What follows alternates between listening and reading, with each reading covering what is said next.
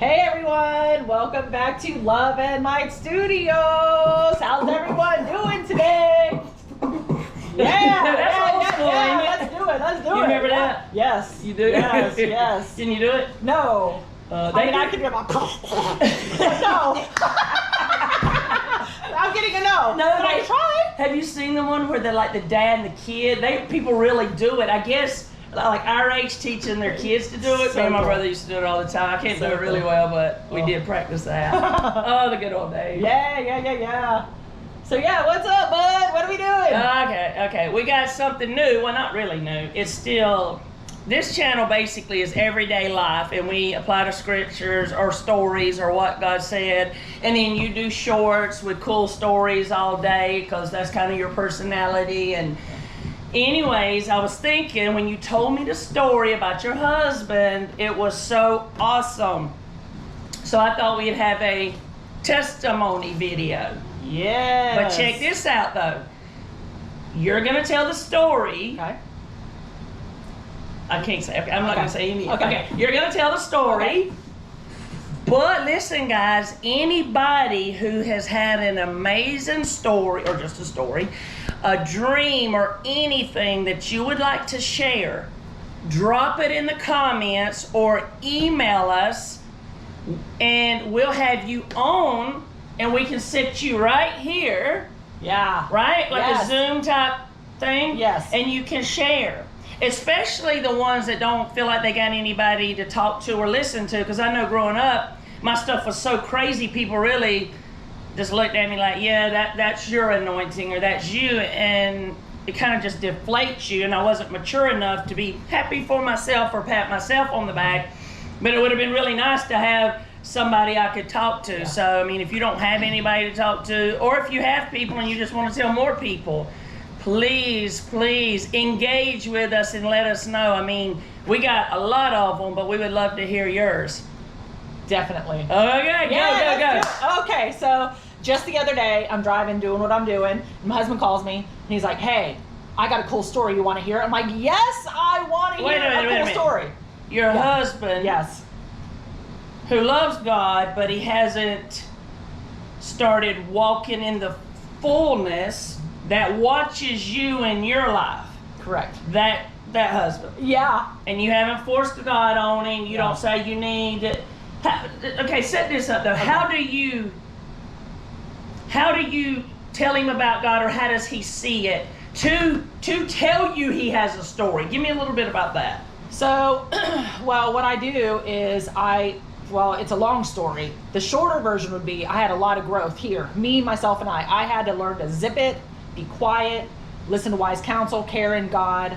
I just had a lot of growing to do because I was that nagging wife, and I'm not in Proverbs yet, but I heard it's in there. So I was just a nagging wife, always constantly on him and badgering him, and just this nagging wife, and it's really disgusting. Before God, just Before being God. an aggravating wife. Yes. And then coming to God, I was so excited about everything. I mean, I wanted to share with him a lot of it. But, you know, God's like, no, just a little bit here and there, like little tidbits. But let him see you live it instead of telling it. Let him see you every day, your reactions, your facial expressions. Let him see you live it in front of him. That's the best testimony you can give your husband. How you handle pressure, questions, Yes. In your marriage, like if financial situation or whatever. You didn't do nothing but really live it in front of him. Right. And how long have you been living it in front of him? Basically, when you got saved to today, how many years is that? August 1 will be 3 years. And has he ever said, I got a cool story? Like this? No. So you're saying, and I want us to understand this, that's why we're kind of taking it slow and breaking it down. This is very important. We say all the time, this channel is real life put into a video, or real life put into short, funny stories. Your husband, how many out there have husbands that want them to come to the Lord, but they think browbeating or you need to do this or no. 3 years almost of living it, being the example, and you can't pretend that long. So if she wasn't in this for real or devoted to God and walking in humility, there's no way you could do that for 3 years. But whatever you've been showing him for 3 years, when you called and told me, like, my husband has a story, I'm like, Chef, what? Yeah. This is how serious this is. So I thought it was so awesome that we would take time to do this. And I don't want to keep interrupting, but I think it's important for them to understand, Yeah. you know, the story. And you've been doing this almost 3 years of living it. Living it. Sorry, go ahead. That's good. That's good. Now interrupt as much as you want because it helps. This is what we need. People, if you see something, you need to say it because somebody needs to hear it. So Yeah. it's. So you were driving though, and he called. So yes, I'm driving and he called. He goes, "You want to hear a cool story?" I'm like, "Yes, I want to hear a cool story. I am all ears." He goes, "Well, thank God for the bacon grease." I'm like, "What?" He's like, I knew it'd be so crazy when it's the first time he sees in the spirit. It's a man with bacon grease. So I'm like, "What?" He goes, "The name of the story." He's setting it up. I mean, I'm just listening. The name of the story is "Thank God for the Bacon Grease." I'm like, "Okay, I can't wait." He goes, "Okay." So I've set it up. So yesterday you tell me, "Hey honey, I have bacon grease for the dogs. I'm gonna set it here so when you feed them tomorrow, can you give the dogs the bacon grease?" "Oh, okay, no problem." That was that. So that was it. So the following day, he goes to feed the dogs and he remembered, "Oh, that's right, go get the bacon grease." So now I'm gonna walk you through what happens with the bacon grease. So he gets the bacon grease, he goes to the kitchen to warm it up because it's not gonna pour on the dog food. So he goes to put it in the microwave. Well, while he's in the kitchen, he notices the garbage needs to be taken out. He goes, "Well, I'm in the kitchen, I might as well take out the garbage." So he bags it up, gets it ready, walks by, he sees another garbage can that needs to be taken out. So he goes and gets that garbage and takes that garbage bag and does that. Then he goes out to the garbage and he realizes, "Oh, it's Sunday, it's garbage day. Well, I might as well take it to the road." So he moves the garbage can to go take it to the road, and 2 of our ducks are behind the garbage can, out of their enclosure, out of it, next to the house. And he's like, "Oh no, thank God for the bacon grease."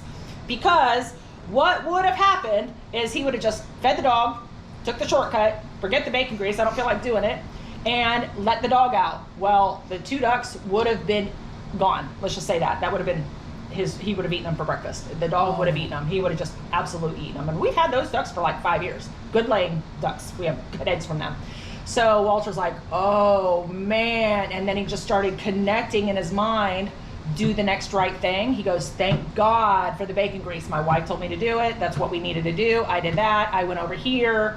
Then the garbage needed to be taken out." He goes, "You know what a fiasco that would have been?" I'm like, "Yeah, our life. We lived in fiasco because we just did the next quick, easy thing, not the next right thing. Whatever was quick, easy, convenient, and caused chaos." I said, "We lived in chaos." I'm like, "Isn't this a lot better?" He goes, "Thank God for the bacon grease." I'm like, great story. So you guys, it's been amazing watching his transformation. Yeah, and I'll insert here because one of you guys' fiasco living, I happen to be working that day. And that dog was out. I'm on the whatever ride along thing y'all got. And the dog's out and they're going, "This is not good, this is," I'm like, "So what, the dog's out?" Oh my God, the dog goes next door and does some awful things. I was traumatized for a long time and I'm like, oh my God, how do they live like this? But this was before you and God. I'm like, I was traumatized. I was only there to work and I just happened to try to round the dog up. They're running. I'm on the machine. It is a disaster. Chaos. Yeah. Chaos. So, Complete chaos. and I mean, I don't know. Hopefully that'll help some. But if you were there and to see it, it would have been really awful on so many levels. Yeah. But look though, it just wouldn't. He didn't go from the bacon grease there. You see how he had to do what? The next right thing that you say all of the time to him in general, not the browbeating, but you just tell him what you're doing. The next right thing, the next right thing, the next right thing. So it took a step, and then for him to see that. Blew my mind. Yeah. Absolutely ecstatic about it. And then you guys want to know something really cool? Another cool thing God did. So Walter calls and tells me that. My mind's just blown. And then I was like, I've got to call my buddy. Let me text her and tell her I have a crazy, awesome story to tell her. So as I'm texting her to tell her, hey, call me. I got a crazy, awesome story. The lyrics of the song says, I have a great story to tell you. I need to tell somebody. And then I couldn't even tell her the story for a while because I'm dying over that. I was like, oh my gosh, God, you are so funny. And all I did goes, answer, you're laughing. I start laughing because she's laughing. So if anybody would have seen me, they would have thought I had heard something funny. But I didn't hear nothing. I heard her laughing. So I already knew it was funny. So I'm tripping out and I ain't even got to the story yet. That's the kind of stuff we're talking about here. gosh. The laughter. And then didn't he just tell you something today or yesterday? Like something happened and tell that about Yeah. how we do. Yeah, another story. So, about 2 days ago, my husband's he's carving birdhouses and bird feeders and doing really cool. And I'm taking all these awesome pictures. And then he's collecting the pictures to put them online. And eventually, we're going to put them on Etsy. So he was asking me a question about Etsy. Do they let you put pictures of the artists, them doing their work, previous work? I said, I don't know, but that's a great question. So let me intervene myself right there. What I would have done before is, I don't know, look it up your damn self. Do I have to do everything? I have no idea. I mean, my gosh, I do everything around here. Do I have to look that up too? So that would have been 3 years ago. Yeah. That would have been 3 years ago. So now what I said was, when Walter said, hey, do you know if Etsy lets you put on pictures of the artists, their work, what they're doing, their stories? I'm like, that is a great idea. I would imagine they do, but I have no idea. So let's look into that. This was like just a few days ago. The next day, we're sitting down working in the office, and I look and we get an email from Etsy. And the email said, upload your pictures so that people can see you doing your work. And I'm like, Yeah. what did this just say? Etsy is repeating exactly the question that he just asked me the day before. And I'm like, Walter, have you been on Etsy? He goes, no. He goes, why? And I'm like, Etsy just sent us an email saying, hey, take your photos, put all the information about the artist. You can upload images so people can get to know you. And I'm trying to tell him that. He already bypassed me altogether. He goes, well, that's how we live our life now, right? And I'm like, yeah, let's go with that. Yeah! High five! Yes, that's how we do it. So I was Yeah. like, you're right. Yeah, forget the email. He's just already like, that's just how we live, isn't it? I'm like, yes. Oh my gosh. Yeah. So amazing. And see, So amazing. and another thing I think is, and I've said this to you many times, God, in the season we're in, God is doing these kind of confirmations. He's doing these kind of stories. And I tell you a lot, when I was growing up, we didn't really get confirmations like that. If he confirmed, it was maybe once a month, once every couple months, maybe once every 3 weeks. But now in the season we're in, he's doing that. How beautiful is that? And then I ask you, how would you feel if he didn't confirm all the time and he only did it like when I was growing up like that? It would be different. It would look different. But now, I don't want to say easy or more simple. It's not. It's just a different place. But when God confirms like that, you know you're doing the right thing. Back when I was growing up, you really wasn't sure. You had to know the word or have faith or just blindly trust him. Now, it's right in your face. Every step you make, he's confirming. Every decision you make, he's confirming. Every financial situation, he's confirming or telling you or whatever. So this is the time to get in. Yeah. You know what I mean? And a lot of people probably grew up like me in the church, and you get hurt or you get burnt out or whatever reason it is.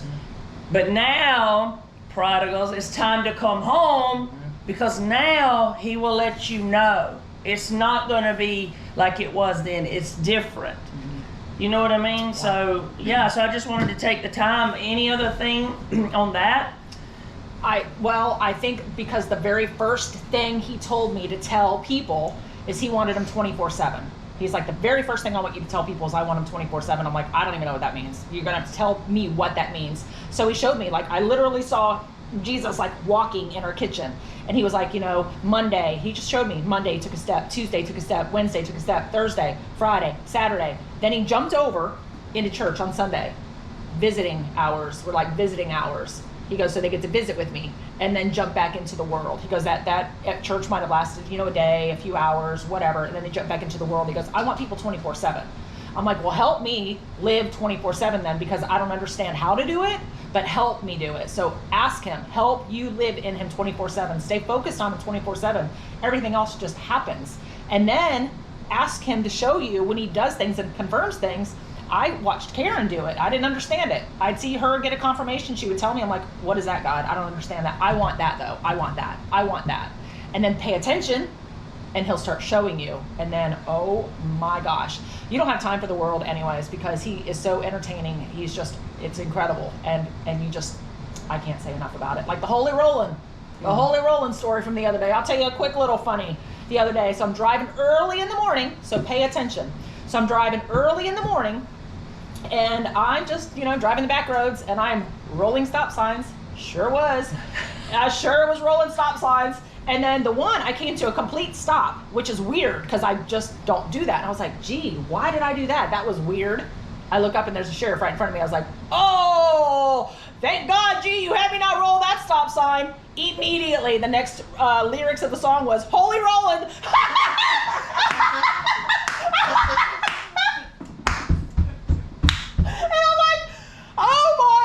How do you do that? How do you do it, G? So ask them, pay attention, because that's the lyrics of the song, I mean, it's just so much fun. It's so and if fun. there's any police watching, the statute of limitations has passed. Oh, yeah. But yeah, guys. Yeah. Or if you want this and you want to do it, ask God. But if you're struggling in an area, please email us. Just taking that step in humility, I believe God will help you with it, take it from you. I mean, I don't know, but whatever you think's holding you back where you can't do that because of this secret sin or this unforgiveness you have in your heart or whatever it may be, that is a lie from the enemy. God wants this for all of us and everybody. See, he even talked to her while she's in the middle of breaking the law. Yeah, he is. He did too. Let me roll that stop sign. But the Bible Holy says, rolling. if you even go to hell, if you make your bed in hell, I will be there with you. Yeah. Rolling stop signs, hell, same thing. Yeah. Yeah, he's just amazing. Yeah. Any more? Any other? I mean, you could do this all day, right? I could do. I mean, just on the way here, I don't remember specifics, but like it was back to back to back to back to back confirmations. I would think it would say it. I would think it would say it. Another sign. It's just and we the do whole this time. all day. I'm like, oh, Father, that's just incredibly wild right there. What just happened? Yeah. And you ain't got time to worry about nobody else's business or their life or even your own troubles or anything else. Hardly, you barely got time to work because all of this is going on in your life. Keeps you very busy. Yeah. Very, very, very busy. It's wonderful. And it's available to all of us, and I think that's why he wanted it told. And I can't wait to hear more as hubby comes along. And I think it's an example for everybody too. So yeah, very good. Yeah. All right. Thank God for the bacon.